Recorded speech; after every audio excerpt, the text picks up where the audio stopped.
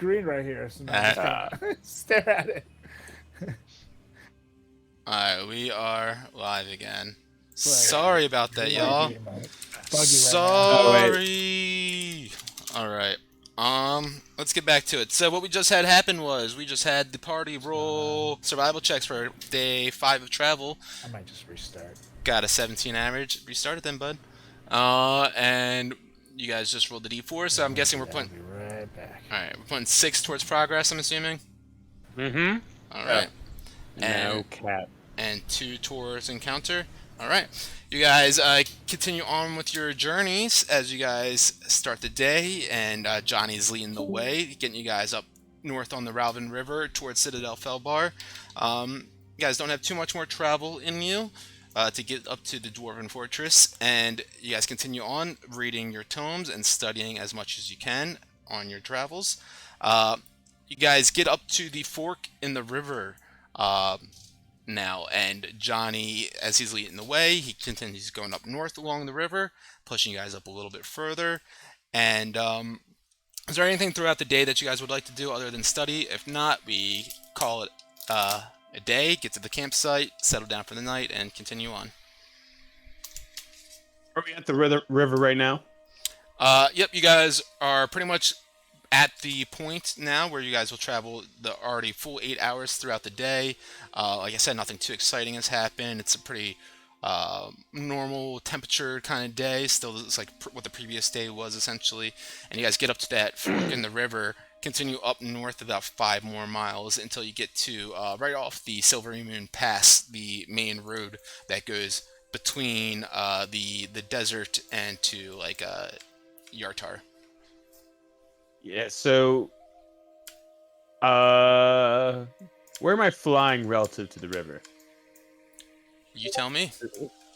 Like, well, is it like to the right of us or like Yeah, wherever the towpath it'd be is? yeah, it's pretty much like to your right when you're flying up and around. Yeah, sure. Okay, so I'm gonna like take a break from my studies real quick. We've been really crunching at the book for quite some time over these last couple of days. So I'm take a little break, and I'm gonna just kind of steer Cuomo over to like over top of the river and just look down, see if I see any fish. Absolutely. You can either make a perception or a survival check if you want. Been doing good with survival. Let's keep it going. Oh, 17.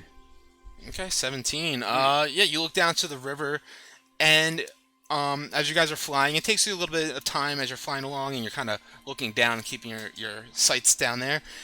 You do start to see what looks like a small grouping of fish actually together, swimming. Looks like upstream.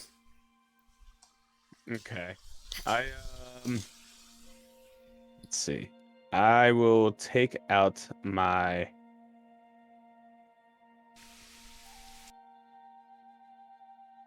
hand crossbow. And so I have Cuomo flying about 30 feet above the water. And I have, let's see, where is it?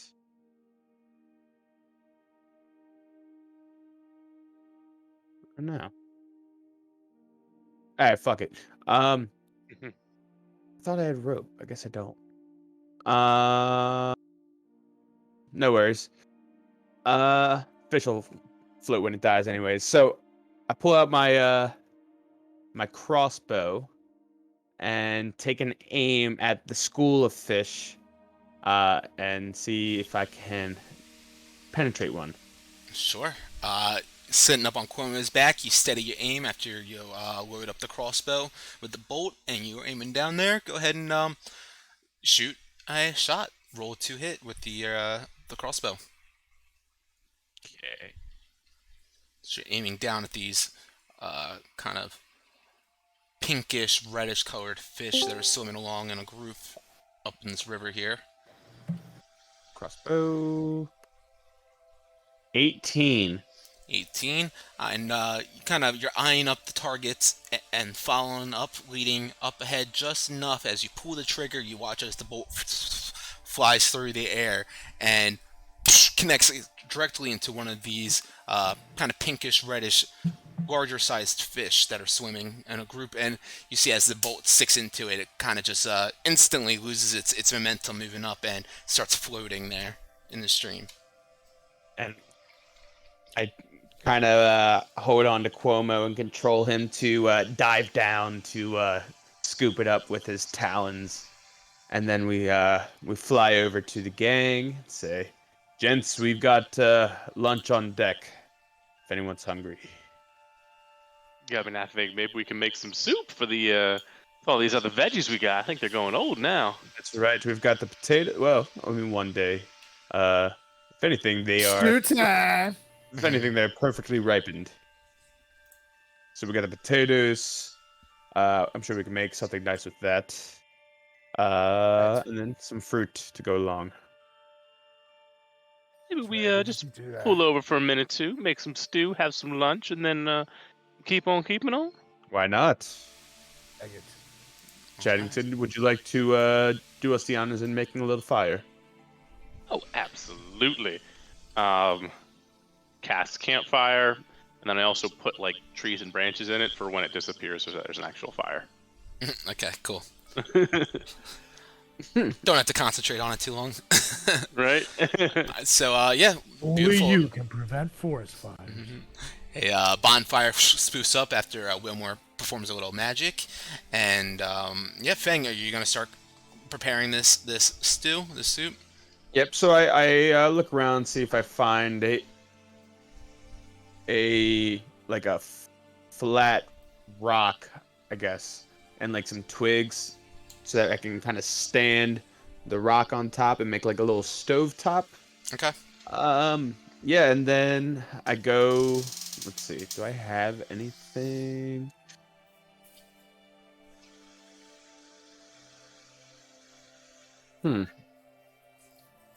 I don't think I have anything that could hold a stew, so what I'm going to do is I'm just going to throw the fish down on top of the rock, and then I'll do the same thing with the potatoes. Nice.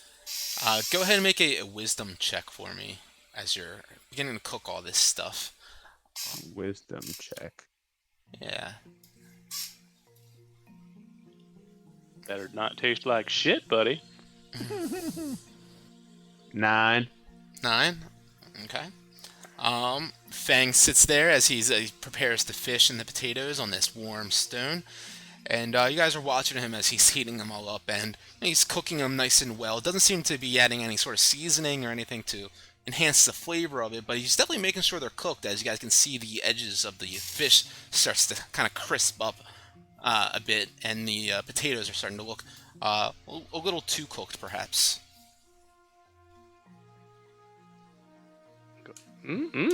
I love them crispy, Fang. I think I've got him just about there then. And then I decide to pull the potatoes off and pull the fish off as well. And let's see, do I have any?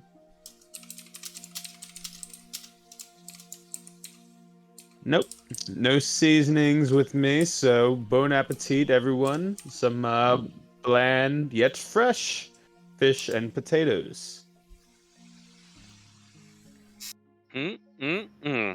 Just the not stew that I was hoping for. And I eat not a stew. Oh.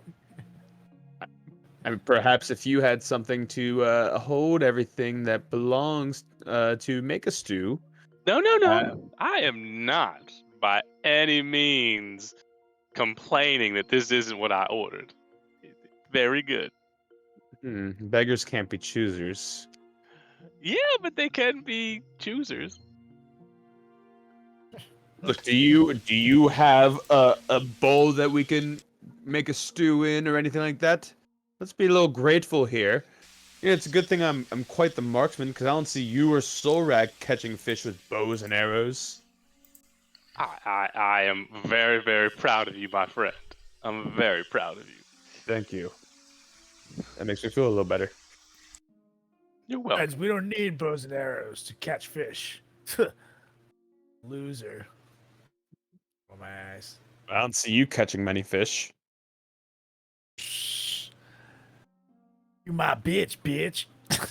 You catch my fish. I enjoy it too. Yeah, I bet you do, because you my bitch. All right. Bork As looks I- over. Hey, Solrak, enough with that. Easy now, bud. Look, I bet you Fang can punch harder than you. Yeah, but I can punch bet you two I more could. times. I was at a punch to do. I think we should have a punch off. This guy can't even finish a sentence properly. He thinks he's gonna beat me. You are the smartest one of the group. I would hope that you'd be finishing your sentences a little bit better than I would.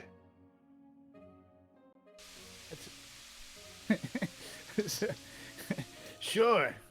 So you want to have a punch off, hey? I mean, I beat you in the last competition we had. It's the last competition we had. Diving It was into the the river. cooking competition. Doesn't matter what it was. But it actually does kind of matter if we're keeping track of things. That's just not correct. But He's What right. was the guy? I actually don't remember. I beat you in the dive competition. Oh, well, to be fair, you have a handicap, which is that very shiny bald head. It makes you, the water just slips right through you. I can't compete with that. Right. So let's do this. How do you want to do this? Start remembering me punching those trees that I grew up in. It's something that I used to do. Should we punch the tree then?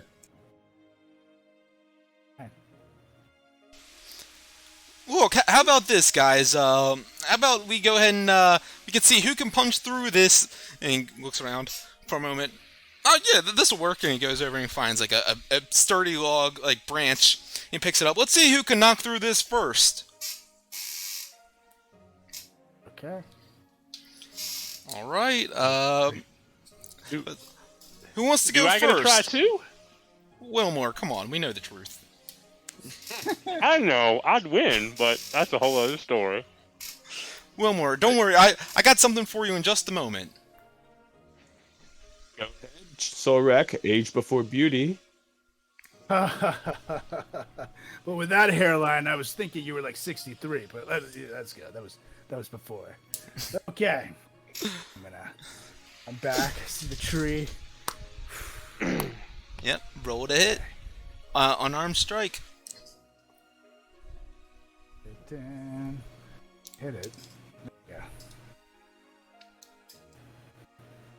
Ooh, 24. All right. Sorak goes, winds up and punches, and yeah, he hits this branch that's held out right in front of him. Let's see. And what's the damage on your unarmed strike? It's 5 flat. Yep, so Sorak, you go in and you wind up and you punch into the branch, and you hear it do a little bit of a crack, but doesn't break through all the way.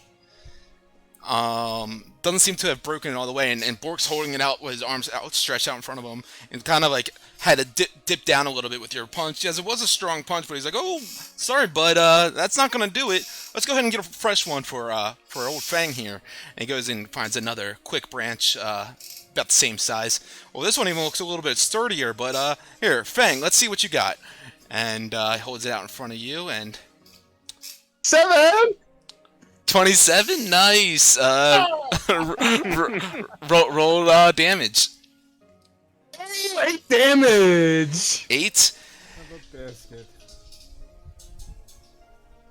It's, It was a lucky punch. it's exactly what Fang needed as he winds up and he just like nothing. Like he's just punching through the air, and this branch snaps fully in half as bits of it just asunder and splinter off into pieces. Bork kind of shudders for a moment. Whoa, Fang, easy now, bud. You don't have to go all ape shit like that. Now that I'm done humbling Sorek for the second time, are we ready to keep a move on? As I kind of Clearly, as I that roll wood up was my clearly wet. I just want to say that was adorable, you two. well, if it was wet, Sorek, that would make it much harder. but I thought you were the smartest one. As my sleeves are rolled up and he can see my my ways of 4-element tattoo popping out. That's Gents, let's a get a cool move little on. drawing there. Draw that when you were 6? Bork looks over at Fang. What the fuck is his deal? He's just upset that the big strong man can't punch through a little twig. That's right. Alrighty. I thought you were still here, Bork. Aren't you finished like weeks ago? I'm just about done this last thing for Wilmore, but I can leave Solrak if you want me to. I prefer you stay, my friend. I made you big. Yeah, I made you I'm big no the use to last you. fight, but yeah, apparently you don't. I made you big and you did nothing. Just letting them do some training, you know. Oh, makes sense. Makes sense. I'm a pacifist now. That checks out for your recent activities. So, Bork kind of looks around, and Johnny's like, "Come on, guys. We got a couple more hours to go until we can set up camp for the night." Let's keep on keeping on, gentlemen. Hey, As I'm flipping through my book and I'm like almost done.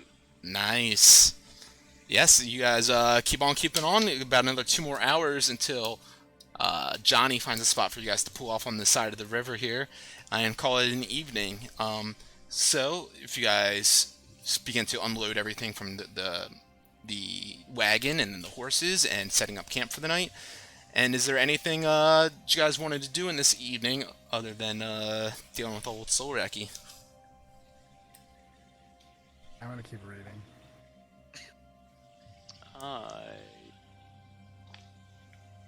You have 6 days, right, to get through it. 6 days to get the 48 hours or whatever it is. Yep. I'm gonna keep reading. Cool. Yeah, I'm gonna keep reading, but for dinner, I'm gonna take like 30 minutes. I'm gonna turn my shield upside down and make a stew in my shield, so everybody can have some stew for a change. Nice. And then I'm just gonna be like, well, gentlemen, if you want, y'all can come over and eat out of the trough whenever you want. And I'm just gonna sit there reading my book and just like, Yeah. just eating it. Make a wisdom check for me as well. I guidance myself while I'm cooking as well. A wisdom check, you said? Yes. Let's see if you can recall any recipes or how to cook up such a delectable That's stew. an 18. Let's see if we can get it up to a 20 with guidance. Nope, that's a 19. All right. It is a nice, warm, hearty stew that you guys are indulging in here.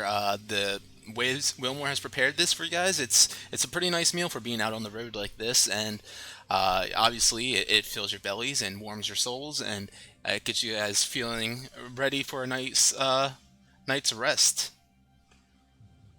The stew was nice, but I was expecting Solrak to catch a fish for dinner tonight. Well, I Like wouldn't having the hold same my meal breath twice. on that. Same meal twice, but this is stew. I Stew. was actually hoping one of y'all would make me a knuckle sandwich, but that's a whole other story. I don't know if Solrak would be able to do that for you. I think I would have to do that the day that Fang can grow hair. I like to stay aerodynamic. That is true. It helps with the punching, I hear. Bork comes over after finishing his stew and sits right on next to Wilmore with a shit-eating grin on his face and the goggles pulled up on his forehead and his hands behind his back. So, Wilmore, that stew was stupendous. I like you. I like you too. And you know what? You got yourself a good smile, Wilmore. And, you know, we can maybe even enhance that smile for you a little bit if you'd like, too. I do like enhancements.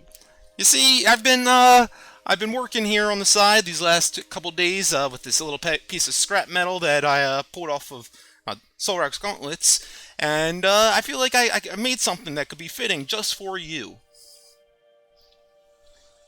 What do you got for me, my friend? He pulls out from behind his back.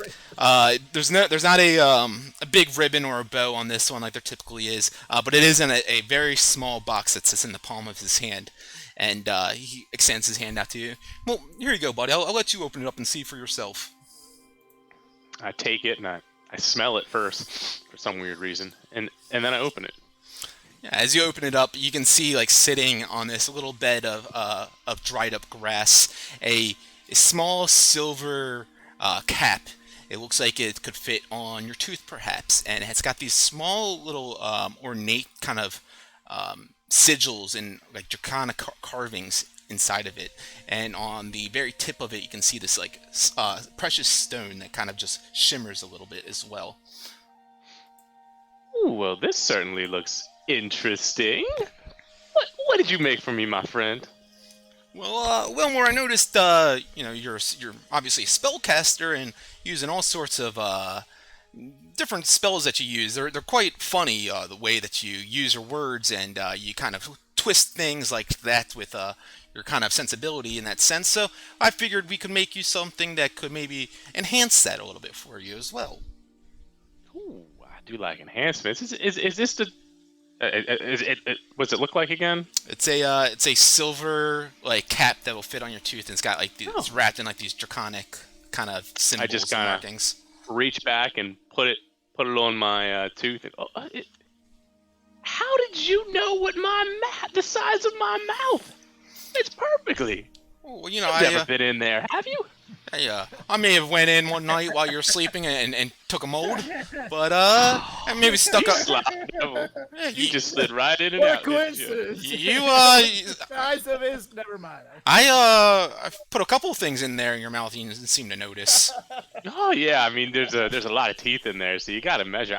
There is a lot of teeth. Yeah, it's crazy. I mean, yeah, that's a great job. But anyways, he kind of sheepishly looks away. I think that will help you out a little bit with some of your spell casting. I greatly appreciate this, my friend. I think this is fantastic. That's the tooth of the silver tongue. What do I owe you? Recharge. For this, it's gonna be it was just some scrap metal that I used, and not too much work. But it's gonna still cost you 1,200 gold pieces for this. It is quite powerful magic, of course. I absolutely understand, and you know what? I'm okay with that. I appreciate that. 1,200. Done. Yep. Cool. Hand it over. Very nice. Wilmore slips on this silver cap onto one of his teeth, and he smiles, and it just sparkles in the night right there, and yeah, it definitely adds a little sparkle to his smile. This is fantastic, my friend. I'm glad you enjoy it, Wilmore. I had a feeling, I knew just what you would like. Well, thank you. You're welcome. And Solrak, of course, kind of rudely mentioned, he's surprised I'm still with you all, and if you guys would like, we are along the Silvery Moon Pass now. I could, of course, just continue on eastward or westwards and head on down to Silvery Moon or some other settlement and set up shop there now if you guys are ready to get rid of me. Well, I mean, you've been such a good friend. I mean, I don't know if you at least want to take us up to the Citadel Fellbar, and then maybe Johnny can take you somewhere else so you don't have to walk. I mean, those are long walks. Oh, that's a splendid idea. Yes, I think that would definitely work. Yeah, I'll continue on with you all to the Citadel Fellbar, and then from there we can probably part our ways. I think that's a great idea, gentlemen. Any? Yeah, and on top of that, Bork, I don't think Solbrak meant exactly what he said. I think he was just a little upset that he lost the punching competition, and he was just. I meant it. Hey, you look stupid bald. Again, he's still upset. Wilmore is also bald in this moment. Oh yeah, I'm completely bald. Wilmore looks cool bald. Oh, but he doesn't have that red mark going up his head. Let's not talk about how good that's or what how I'm talking great about. I look, okay? Let's just move on. We don't need to talk about, Wilmore looks good, Wilmore looks sexy, Wilmore looks fantastic. We don't need to do that. Let's just keep on keeping on. I think we just need to sleep off Yeah, this one. that's like saying the sky is blue. Right? I look up. What color's the sky? Oh, I guess right now it's not. Sorry, bad euphemism. Bork. I do like having you around. buddy. Hey, likewise, you guys are a swell group. But Certainly got your money's worth out of us too. That's for sure. hey, it's a traveling worker as myself to be able to work on the road and meet some adventurers and have myself some sights to see. It's been all in good fun. I will say there was some fantastic craftsmanship, though, my friend. I just licked my tooth. Creepy. Anyways, that stew is really settling in on me now. I think I'm gonna hit the hay. It's not a bad Absolutely. idea. I'm gonna get a couple more hours in. Yep. Okay. You guys can each do 12 total as well today if you want to. Yep. Okay. As you guys all continue reading in the evening, it begins drifting off until later in the night now, and that full moon lingering on in the sky. The second night of this full moon, which you guys know, it's typically a 3-night cycle. Silrak, anything you're doing as you settle in for the evening? I'm gonna try to keep reading. Literally till exhaustion. I want to get through this book. Yeah. Fang, anything else that you do? Yes, I look around for some trees and as well as some shrubs to set up another little hut for myself. Okay. Yeah, easy enough. You had some solid experience the night before that you go ahead and find a way for you to do yourself the exact same thing this evening. And you tuck yourself away into some shrubs and some bushes to get yourself some shelter for the evening. And Wilmore. Yep. Or Fang, anything else? No, that's it. That's it. Cool. I'm gonna keep an eye on Soul Rack, just kind of like, just looking over the book, Sure. up and back to him as we get closer to midnight. Yeah, it's pretty close at that point now. Yep. We can fast forward a little bit now if you want to, and get to that point essentially. Mm-hmm. So Yeah. Yep. Was there anything else that you want to do, Wilmore, before we did?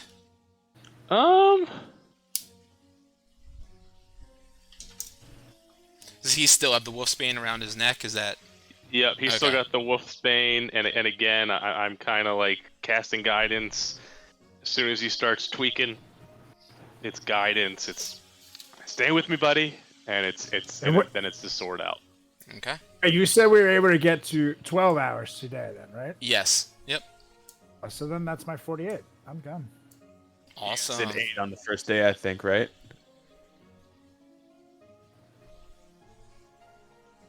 Yeah, I think so. Or maybe they did a little bit more. We went cray on the first day. With these 12, I was at 36, so those 12 makes it 48. Cool. Mm-hmm. Awesome. So, Solrak, let's see. You just close your book after finishing reading it and doing all these practices and arithmetic inside of it. And after you finish it, you could begin to stretch out, like you said, to that point of exhaustion you wanted to read it. As you begin to stretch out, you feel that twitch in your body start to convulge and take over a little bit as you feel that curse beginning to strike on you once more. Go ahead and make that wisdom saving throw with a d4 added on it. And Inspiration. plus 2 for the wolf's bane. Mm.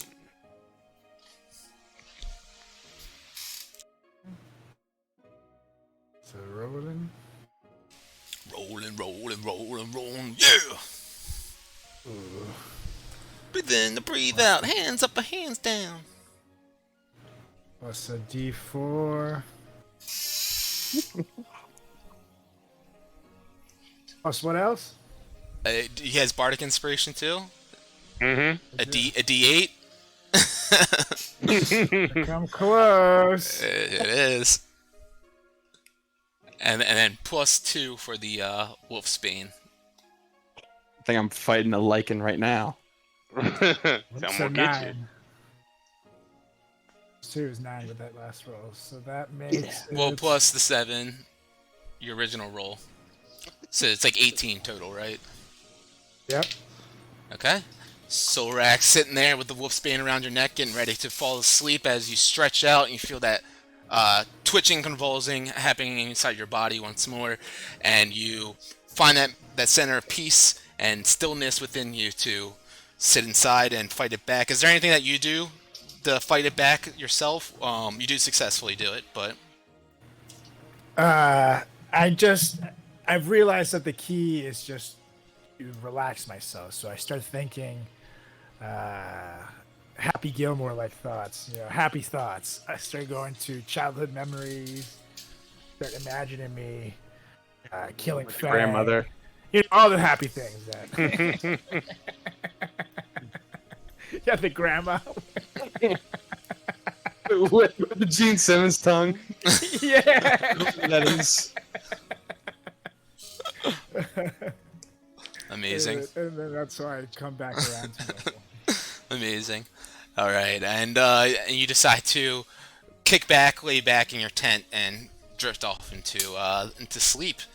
And you guys wake up the next morning with that long rest. And Solrak, as you wake up, you're a pretty smart guy. Some would say you're the smartest guy in the group. And you wake up, and you feel even smarter now, as your intelligence score has gone up by 2.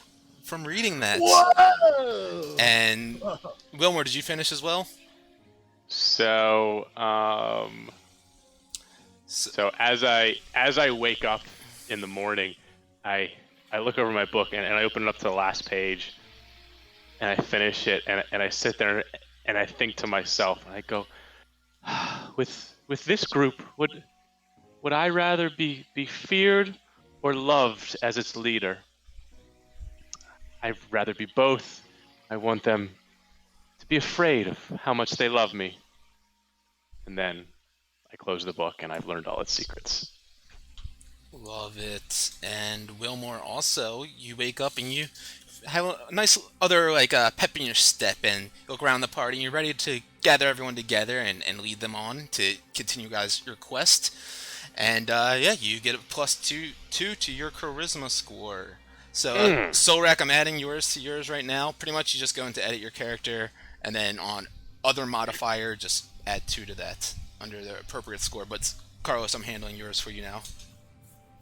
Yeah. So you have a 15 score, which is a +2 intelligence. Woo! Which means you're Super smart. super smart. Yes, you're all that. Thank you. All that is good. I want to thank God. I want to thank my big, giant, phenomenal brain for absorbing all this knowledge, making me even smarter than you guys. Mm-hmm. Thank you guys. Being so dumb. I feel good about myself. Thank you guys.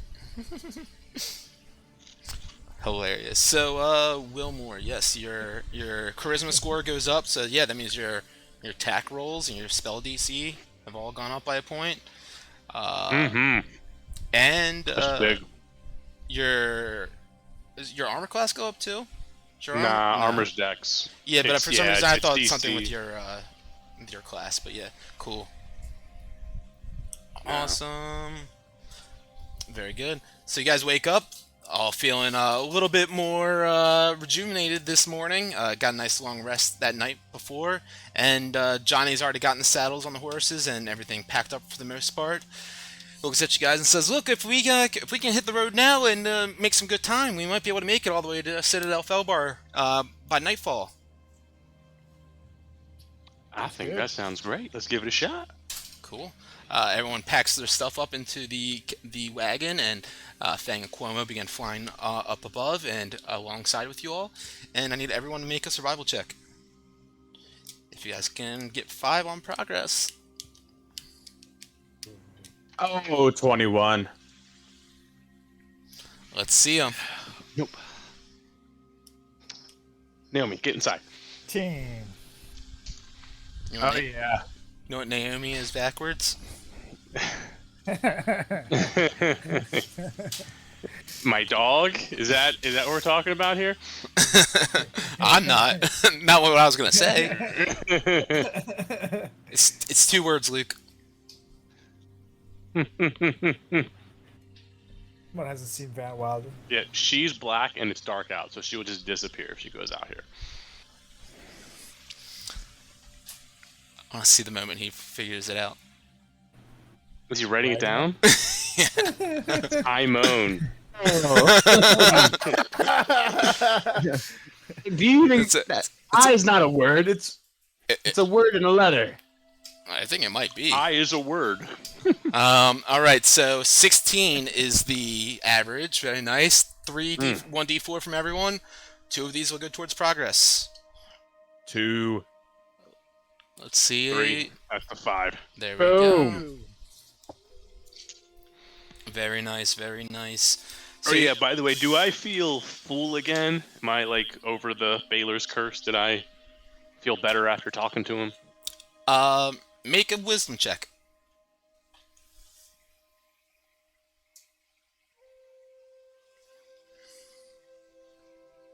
Rerolling that. Goddamn halflings. Right? That's better. Yeah, you'd feel like he has possibly given you that full power and control over those spells once more, instead of that chaotic energy and arcane magic that was being caused from them. But you are still bald. Okay, so you guys continue on this journey then, pushing up towards Citadel Felbar. Takes you guys the full day's travel to get all the way up there. Yep. During that day, I had to finish up my last day of studying. So because the first day of travels, You were sick. I had the runs, so Absolutely. How many more hours did you have in it? I was at 36, so 12 more hours. Okay, beautiful. So you can get 8 hours on this leg of the journey, Yep. and the wagon now. Johnny would approach Citadel, an area in which he shouts back to you guys. We're pulling up to Citadel Felbar now. It should be just about a mile ahead up here. And you guys can see up along the river, there's a long, expansive bridge that kind of goes from one side, the opposite side of the river from which you guys are on currently, all the way up through to the Ralvin Mountains. You guys can see like there's 2 archways along the bridge that you would have to pass through once you're on it, and the bridge leads all the way up to this structure that seems to be built into the mountains, where you guys can see. It's hard to see from where you are, but it looks like there's just like this massive metal door placed into the side of the mountains, essentially. And he would continue on this journey and pushing you guys up just a little bit further until he could get you guys to that area where you guys can begin to travel along this bridge. So he gets up across the river for you guys, and you guys begin to get on that bridge. And let's see, you guys pass through that first archway. It kind of has like a symbol of a large hammer on the top of it. It's like these 2 40-foot high stone gates that you go through with this hammer engraved on it, and all these other dwarven kind of symbols, these hard-edged symbols. And you guys continue going on through that, as you guys can see, like to your right side as you're heading on this trail. You look over to the mountains, and you can see there's a situated up on top of the mountain pass. You guys can see a barricaded wall with all these different notches in it for possibly like guardsmen or an army to set up with different crossbows and bows and arrows up in these spots, and looking down over at the expanse of the bridge and whatnot. And you guys keep on pushing up along this bridge, weaving and turning along its pass, and you guys through to an area where the river runs under it once again, and you see this large another large gate, archway that you guys pass under with these two 30-foot high stone gates that has an anvil engraved on the top of these ones, and the dwarven kind of geometric carvings go along the sides of them as well. And once again, as you guys get past through here, you can see another one of that, like the high up in the mountains, another one of these like fortified walls with all the notches in the wall to have an army or patrol set up there with ready with ballistas and crossbows and bows and arrows. And you guys keep on trotting along this, and you can see the image I sent to the game log now, right? You click that and pop that open. Oh, yep. yeah. Wow. So you guys are crossing along this bridge and getting to this expanse, to this entrance of the mountain, where you can see on two sides of this large door, looks like two engraved faces of dwarven men looking inwards with like sun rays going on behind their heads.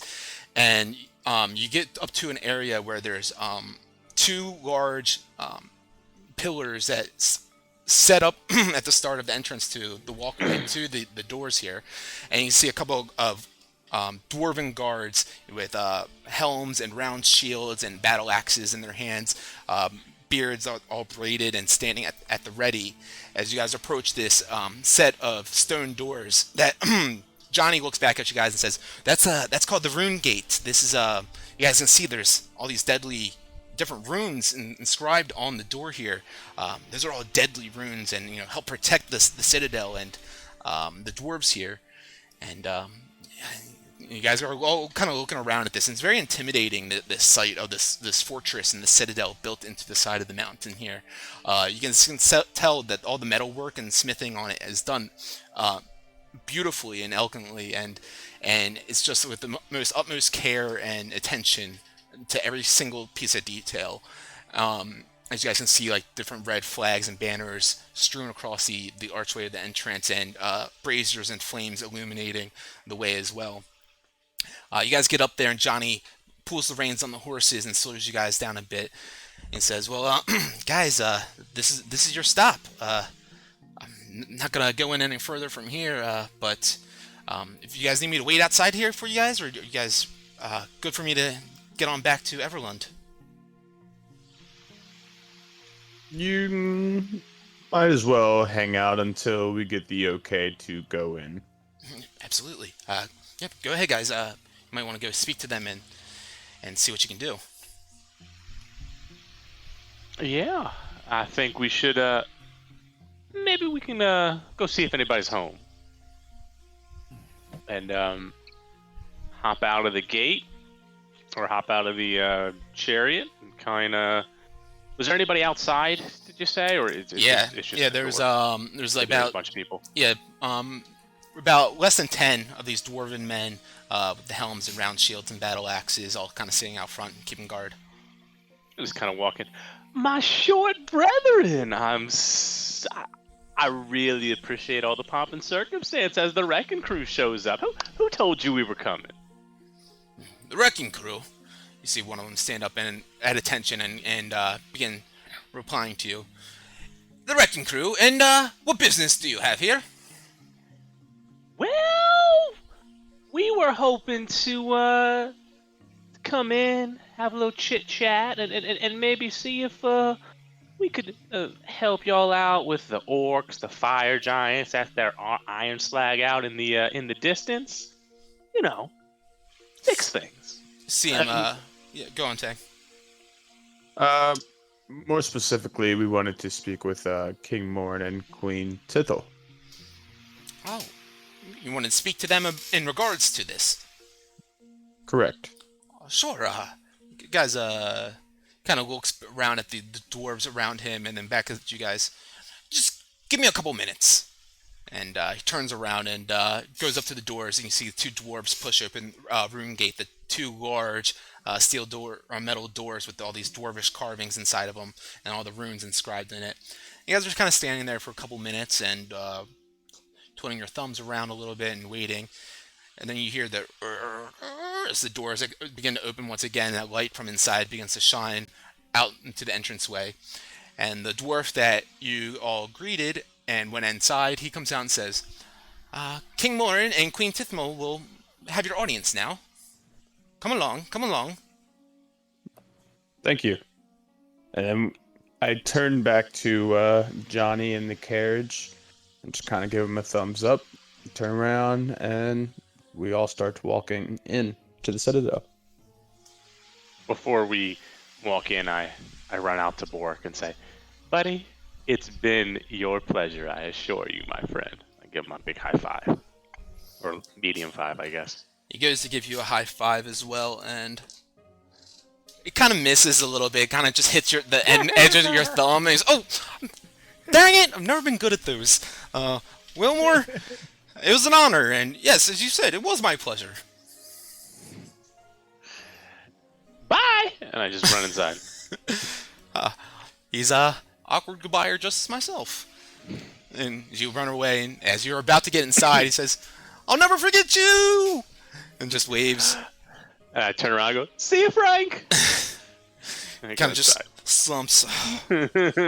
Well, I guess it's time to get going. And Johnny says, "Well, hold on one second." And Johnny runs up to you guys and catches up. "Hey, Solrak, I'm sorry. It seems like you guys have only paid a deposit so far. You guys ready to close out the rest of this?" A deposit for you, that is, right? Yes. You guys paid the deposit to get your way up here. Now we need to complete the rest of the payment. That's right. Okay, well, how much do I owe you? Just 200 gold pieces. Okie dokes. I take the 200 gold. Said, here you go. Thank you for getting us here safely.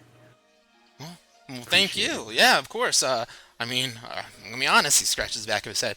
Never expected to see a red dragon on this quest, but hey, here we are, and I'm still safe. So, hey, thanks. I guess I should really be saying thanks to Wilmore.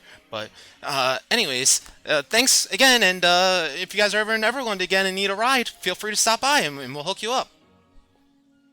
Sounds good, little buddy. All right. See you guys. Be careful. Be careful in there. He's, oh, damn it.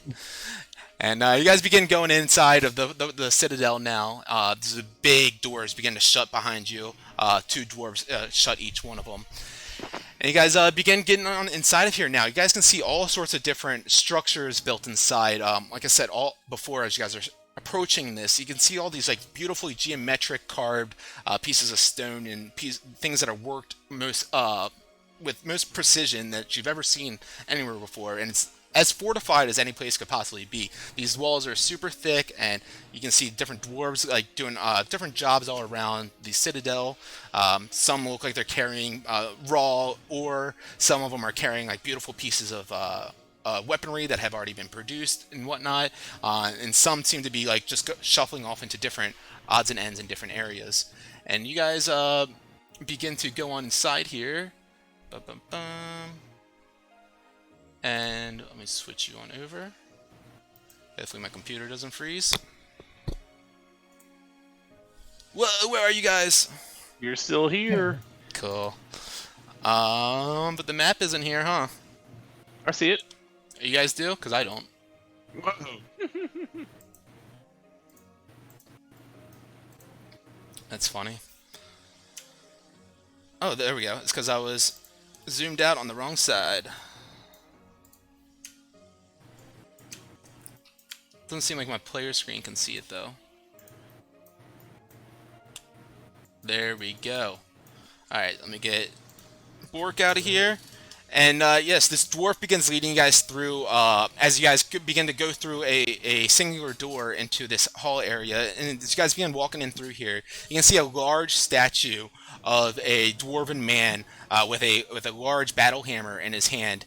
And Solrak and Wilmore, you guys recognize this statue of being a depiction of Dumathoin, the same god of crafting, the dwarven god of like crafting and metalsmithing and all that good stuff that you guys saw in the Wave Echo Cave.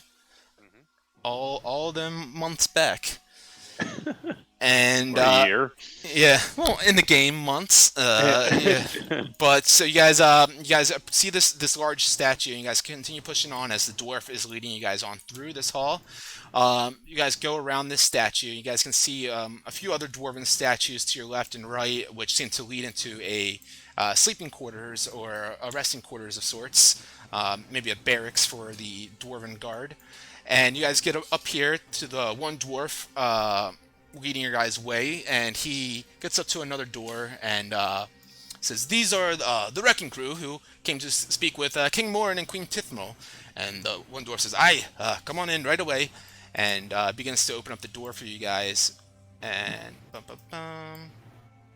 he pushes open the door and leads you guys into this large assembly room for the king and queen here.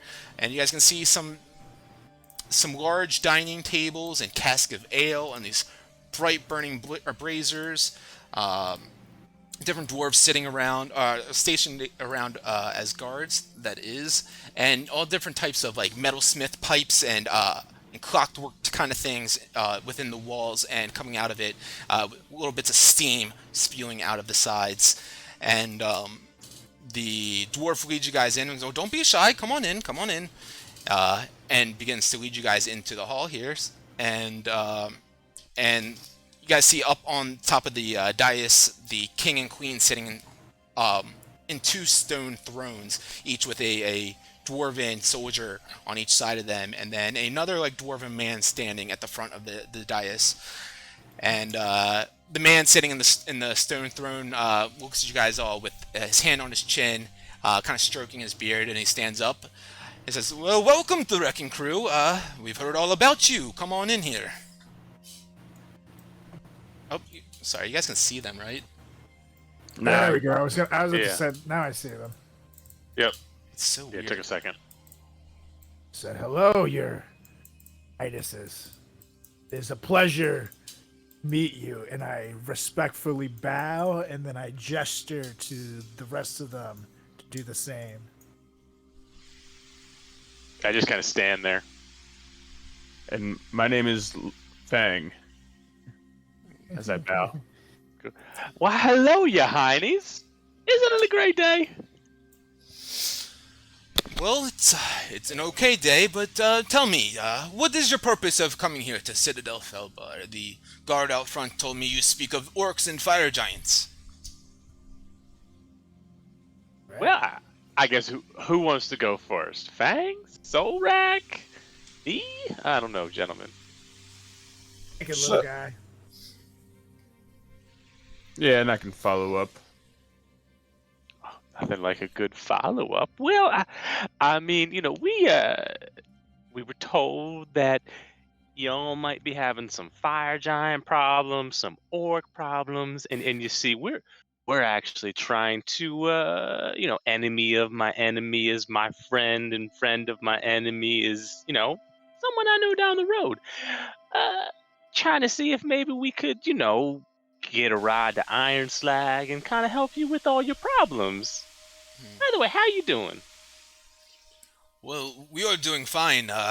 We've been keeping a watch out for these orcs and fire giants to the northeast, and been wary of any sort of intrusion. Of course, with our past experiences falling to the orcs and fire giants in the past, and the War of Silver Marches, we've been keeping a watchful eye out for them, and they of course do make us a little worried about another potential invasion. Well, is there anything we could do to maybe relieve that worry, my friend? Well, of course, you said you speak of going to Iron Slag. If you can go there and deal with the fire giants and stop them from continuing on with their mission, that would be most appreciated. And the queen would chime in there. And of course, if there's anything that we can do to sweeten the deal, we can absolutely make that happen. I check out the queen to see if she's hot. She is hot to dwarven standards. And I look over. See any money, you guys? Solrak. Actually, Well, if pots are sweet, then you know what I'm saying. Maybe I guess first off, if we were to go to Iron Slag and solve the little fire giant save the world problem, would you and your forces happen to know any easy way there? We're not really sure of the terrain around these parts. that's what I was gonna say. Help with transportation of some sort. There's no real easy way there per se, but we have sent scouts up there to observe Mount Hammerhast and Ironslag and see if we can get any sorts of intel. And of course, there is the large set of double doors in the base of the mountain for the fire giants, but it seems to be activated by only some sort of magic or the giants themselves. We did have scouts of dwarves observe the Yakfolk village up above the forge, and they seem to think that there is an entrance into the mines situated up there somewhere, possibly behind this water wheel that they have. Well, I think that may have been the information that we came here for, my friend. I mean, speaking for myself, I don't think I have the height to pass as a fire giant. But maybe a water wheel. That sounds fantastic. Yes, but I would be careful with these Yakfolk, though. They can feign benevolence, but they seem to be quite a nasty race. You don't have any information on them. Do they want anything, perhaps? Well, from the dwarves that have done some scouting, it's from their understanding that perhaps the fire giants and them have a mutual agreement worked out here. Perhaps the Yakfolk seem to have a ton of crops up there, and even some slaves working for them. And we think that perhaps they, use these slaves and the crops to help the fire giants, and in doing so, the fire giants do nothing to them. They have slaves. What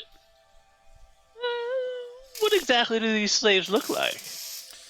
Well, they've taken some dwarves, some Citadel Adbar, some humans, some gnomes, they say, some elves. It seems like they don't discriminate against who they become slaves.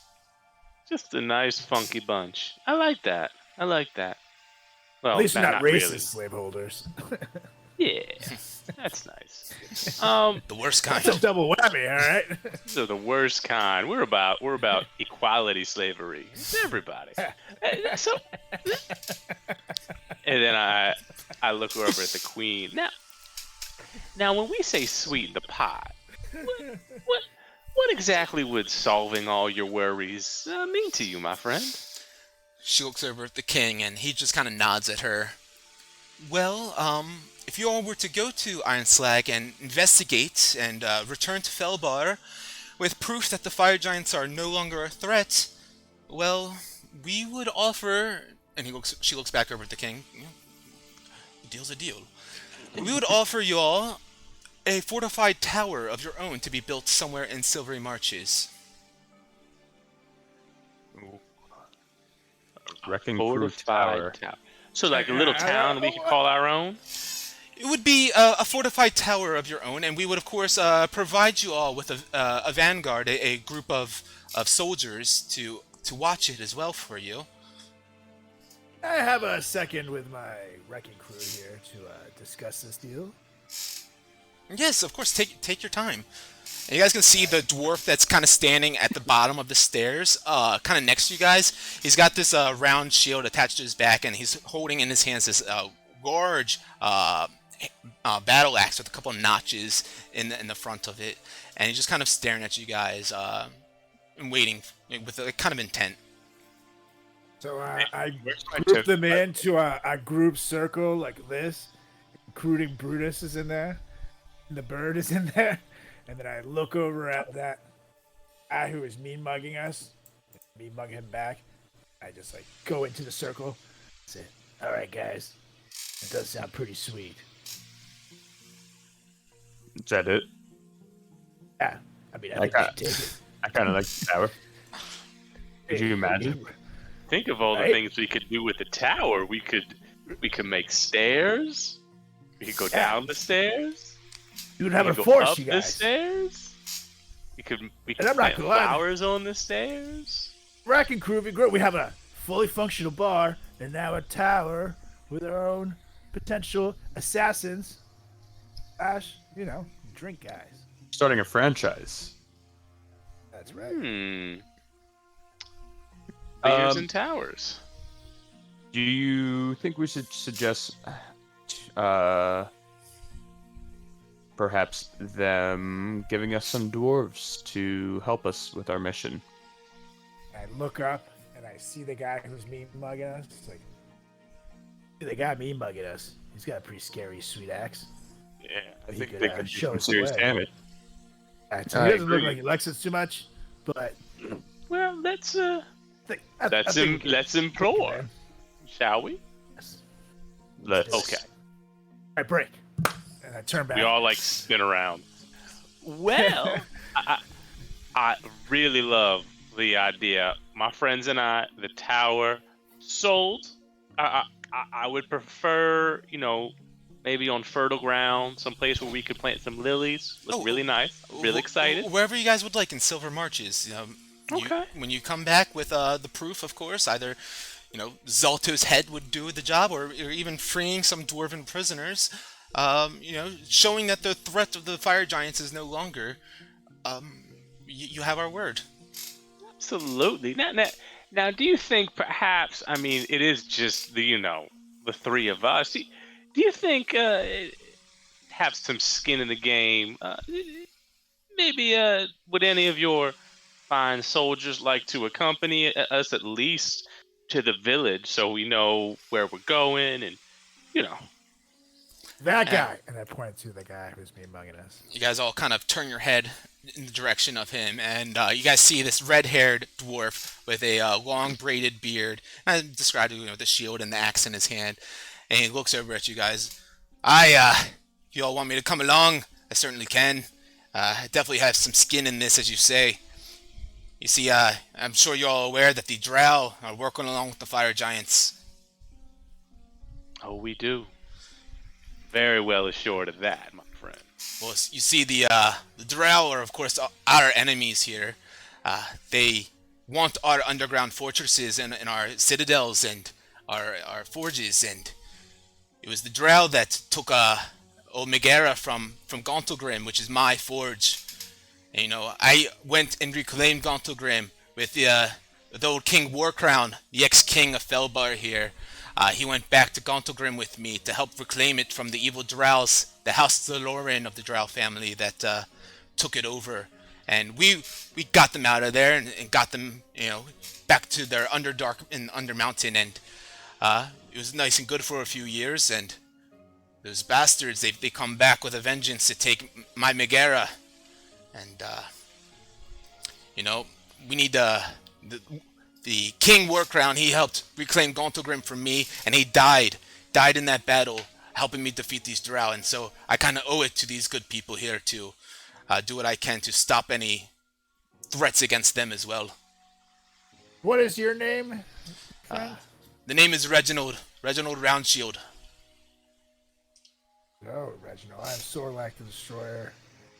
Got Wilmore Chaddington, Fang, and boy Fang here also has some skin in the game with the fire giants.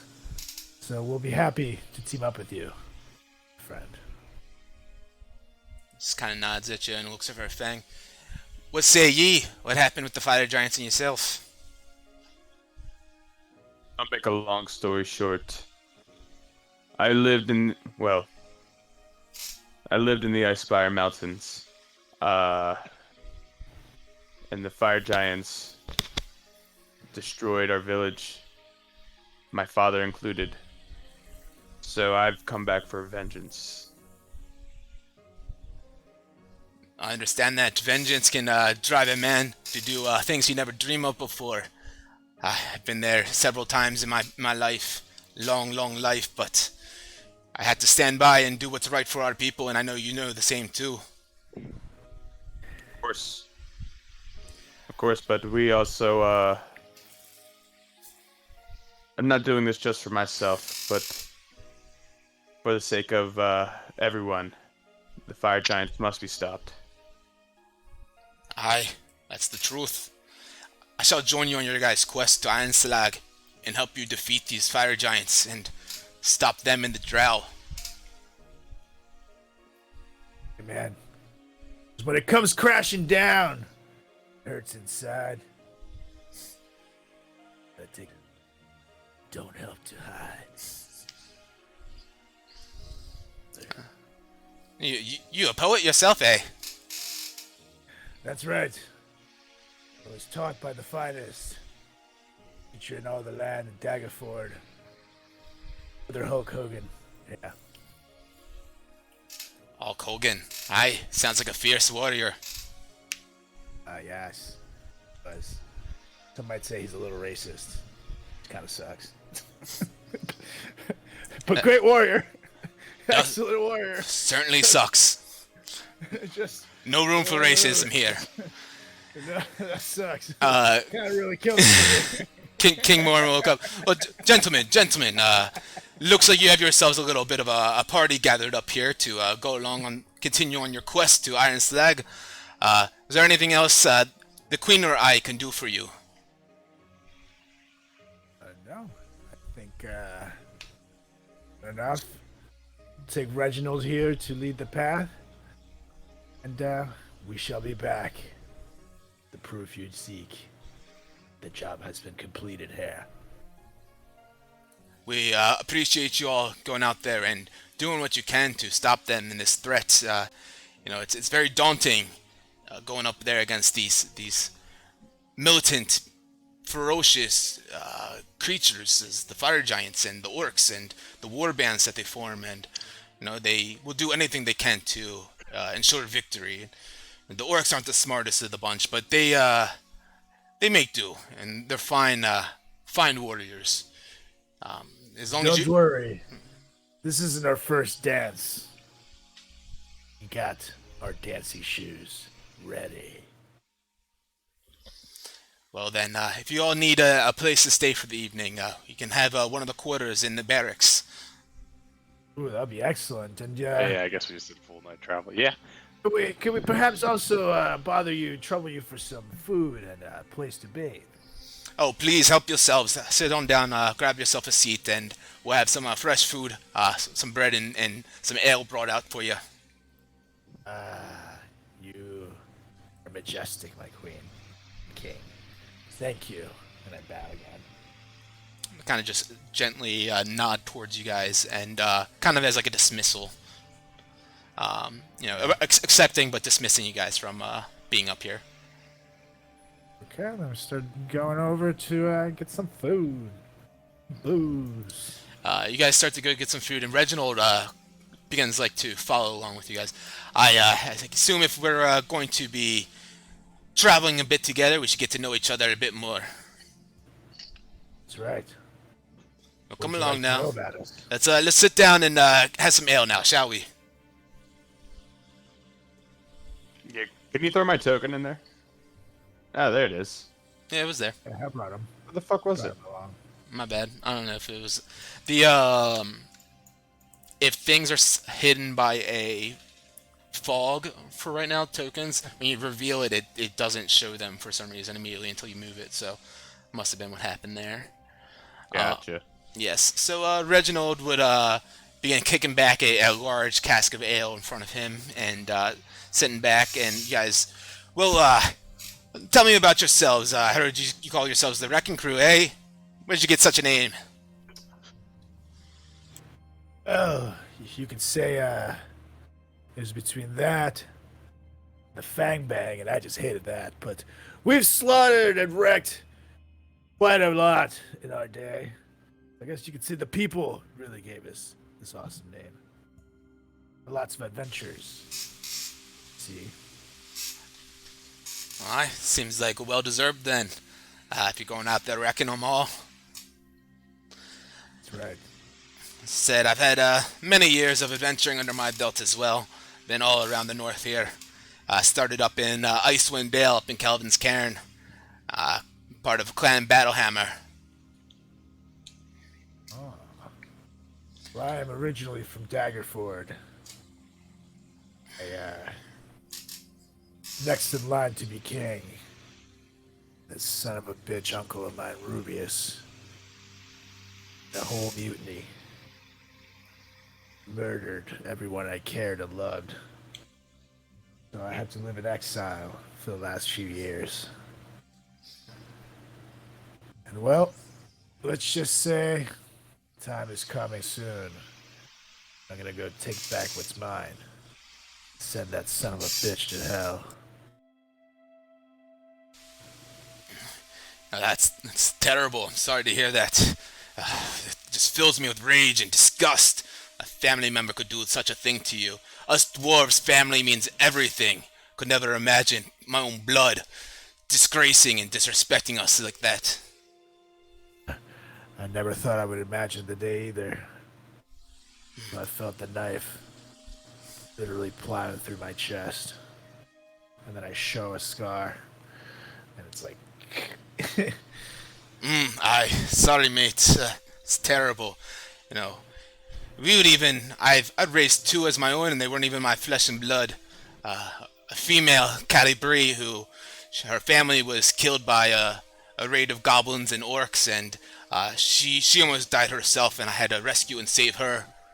And then a barbarian by the name of Wolfgar up in the north. He was part of the barbarians trying to take down the good settlement of Bryn Shandir in Icewind Dale, and the dwarves went up against them to defend the walls of Bryn Shandir, and he was a young barbarian at that time, and I knocked him out, thinking I may have killed him, but deep down knowing that I really didn't, and went on with the battle, and came back later on to find him still squirming about, and instead of finishing him off like the others would have done, took him in as my own and taught him the ways dwarves would do, way to have a family and be strong, and how to craft and work with fire and stone. Wow. That's very generous of you. Like you said, he would not have let a barbarian live, especially in the heat of battle. Or within the madness and the rage that barbarian has inside, sometimes there's a little more. I went to my brain, and I smile at the others, and give a little wink. I know that to be the truth. There is definitely more inside of all of us than our upbringings and the way that we were taught, if they're evil and nefarious and cunning in a way. And barbarians, they were raised to be brutal warriors and only think for themselves and leave it all out on the battlefield. And I was able to bring them in and teach them a little bit more of empathy and how to be one with us. And he's gone out with me and saved my back more times than I can even count now. Hey, I was gonna say, sometimes we can all learn a little bit from that attitude of leaving it all in the battlefield. It's a cruel, dark world we live in. If we didn't all leave it in the battlefield, might not see another day here. That's the truth, mate. That's the truth. And as he says that, a big old platter of a large, like, suckling pig gets pushed in front of you guys with crusty golden sourdough bread as well. The pig, of course, has a nice glossy red apple in its mouth, and the thing is sheen and shiny and suckling, and just looks like it's dripping in some sort of glaze. Oh my God! Excuse me, my friend. Dig on in. Dig on in. And I take a big ass chunk of it for myself, and I just start wolfing and every side and everything. And now my full focus is on food.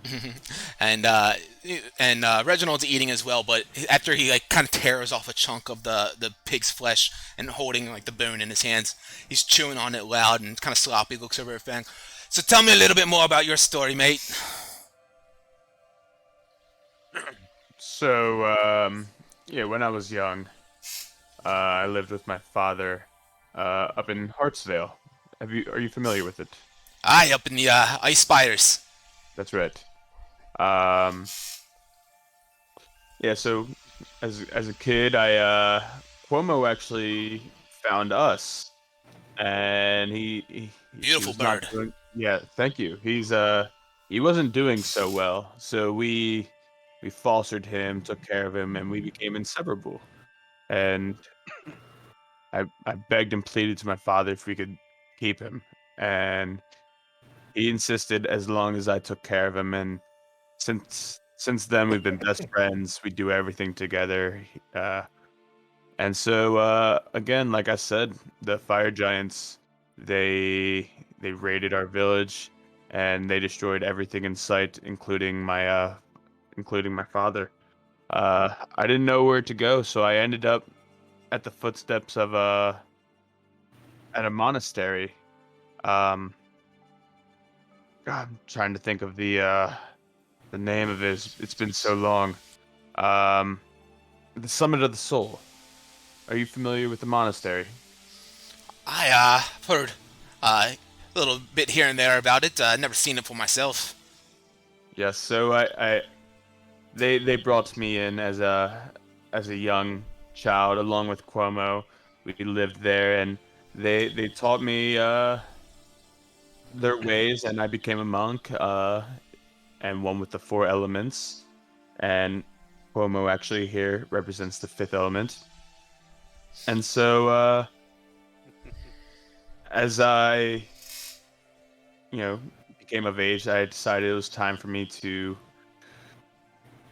move forward and seek more intel on the fire giants to again try to avenge them or my father's death.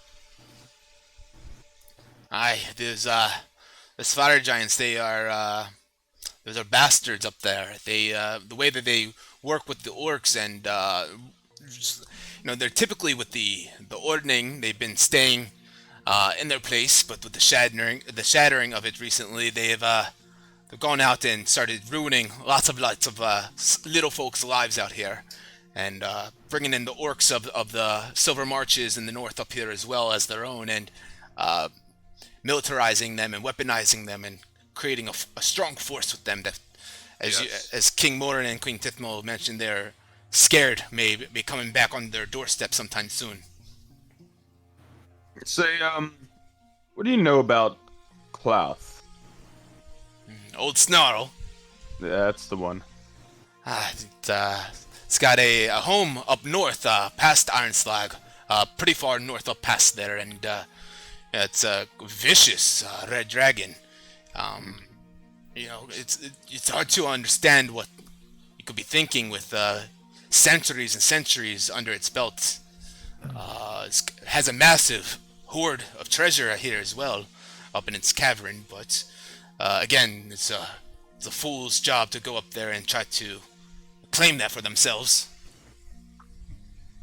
And I look over at the guys, and I look over back at Reggie with a mouthful of food.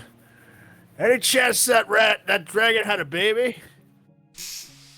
It's a possibility. Has a kin or two out there with being, I think, the eldest dragon in all Faerun.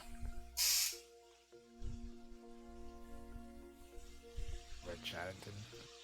Well, I kill someone's baby. and I keep eating. There is, of course, a group of cultists that follow Old Snarl pretty closely, seeming to want to, I guess, be on the side of this dragon when destruction comes, and instead of the opposite side. The dragon can be fierce, and especially an ancient one as Cloth is.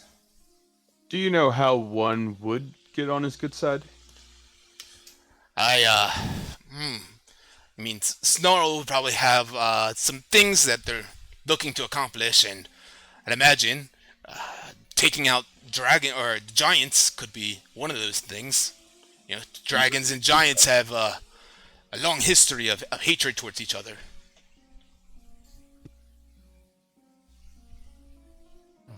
Oh, That's good to know. We can kill two birds with one stone. Easy with that joke. Cuomo does not like it. Yeah, you're all right. And I give him a nudge. After he takes a sip of his goblet and pours it back down, and he looks over at Wilmer. And you, little fella, tell me a little bit more about yourself, too. So I've just been looking at him dumbfoundedly since he said he was a Battlehammer person. Well, I am not very interesting as these two, but you said you were with the Battlehammer clan. I mean, there are legendary fights in the north against giants, orcs, and even wizards, I hear.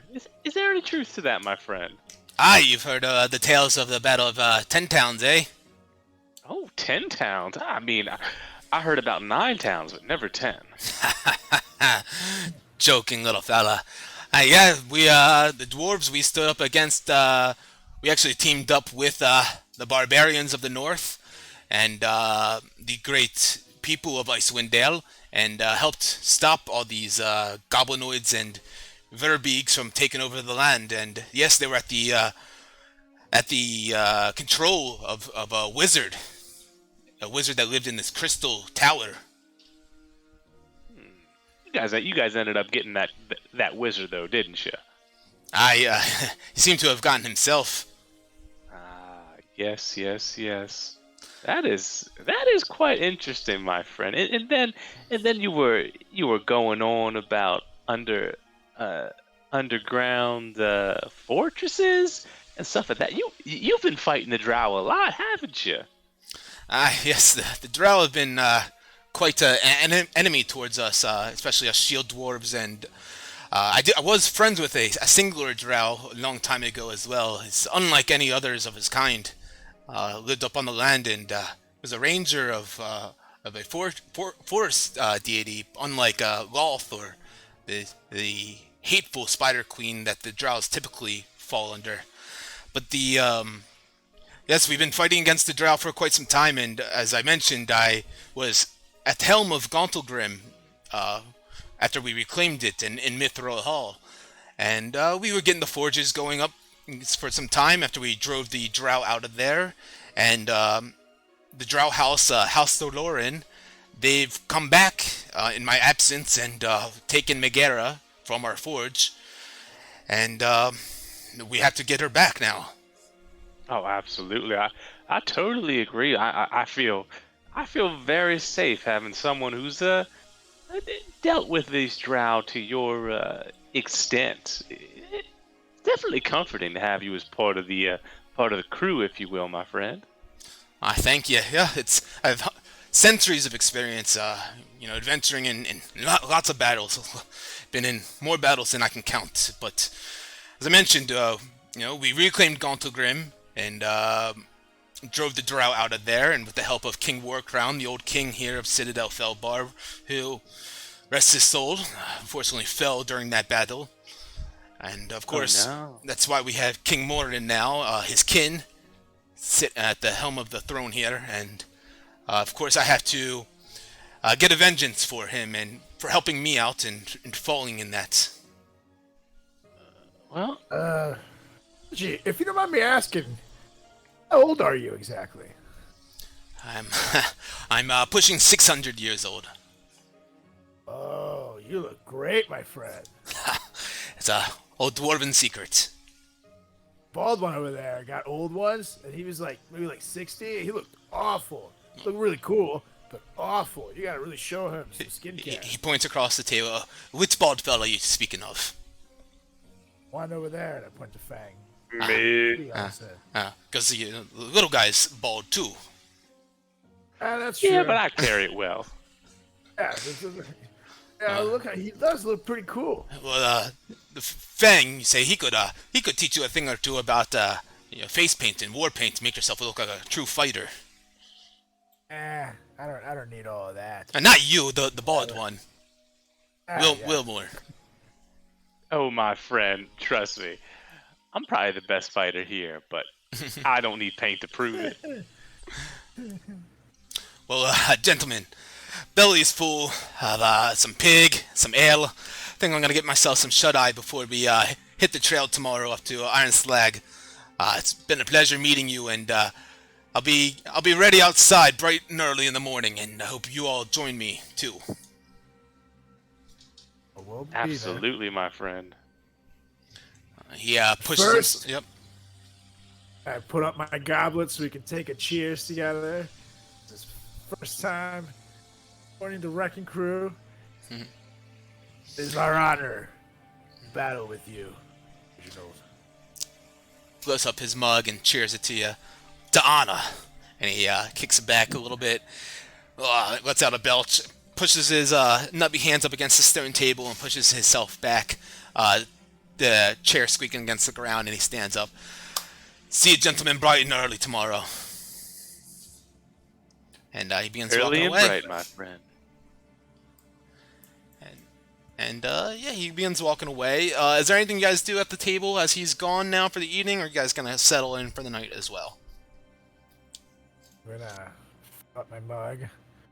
I say, it seems like old Reggie's got a lot in common with us, guys. I think he's I think we finally found ourselves a good fighter. That's right. Can't wait to see that axe be put to use. I agree. Gents, I am going to wrap things up and head on up to my quarters and try and get my last bit of studying done this evening. All right, do my that. friend. Enjoy.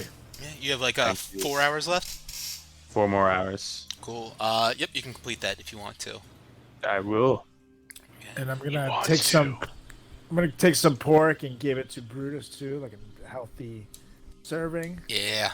So, as a nice little treat. And I'm gonna take a double serving myself before going up to bed. Yeah, Brutus just chows down on it. He loves it. After he finishes, he like begins rolling around on the ground with his back against it, kind of like scratching his back and wiggling his tail back and forth. Like Yeah. he's just the happiest dog ever. Yeah, buddy. And you push yourself up and you begin walking away, and he pops up on his 4 feet and begins following you as well. Wilmore, is there anything that you do at the night close as well? No, I kind of just head up to the room, pull out my letter, do a little bit of writing, and then go to bed. Beautiful. You guys all find these nice barracks down in the south part of this hall here. Each one of them has a double bed, a couch, a fireplace with a nice stone hearth that kind of keeps the room warm, and the whole place is very comfortable for you. And you guys each find their own space, settle in for the night, and do your own little things. And that is where we will call it an evening, as you guys will wake up the next morning and continue on your travels. Fang, you can add +2. Actually, I'll do it on your character sheet if you want me to, unless you want to take care of it. +2 to your wisdom. I will let you do that. I got you, bud. And Colbauer, you took care of yours, right? Yep, I'm good. Cool beans. Oh, thank you guys very much then for joining us tonight. Finally made it to Citadel Felbar, and we will be starting the next time we're all together with our trek up to Ironslag. Should be about a 5 to 7 day travel once again. Hopefully I'll try to expedite things a little bit more on this trip up, unless you guys like the way that we did the travel leg this previous time, getting up to here. It was good. Yeah, that was fun. Cool. I liked it. All right. Very nice. So we'll talk more about when we're going to play next. I'll post on our Instagram the next time we're all together, because I believe you guys are out of town this weekend. And Tell them where to follow it. And it's my birthday on Sunday. So Happy birthday. So thank you. So I'll be doing whatever the fuck I'm doing that day instead of DMing. So, so that said, thank you guys again once again. Hope you guys all have a lovely evening. Enjoy that long rest, and look out for those goblins under the stairs. Deuces. Deuces. Gators. Peace out. Thank you guys. Peace. Bye.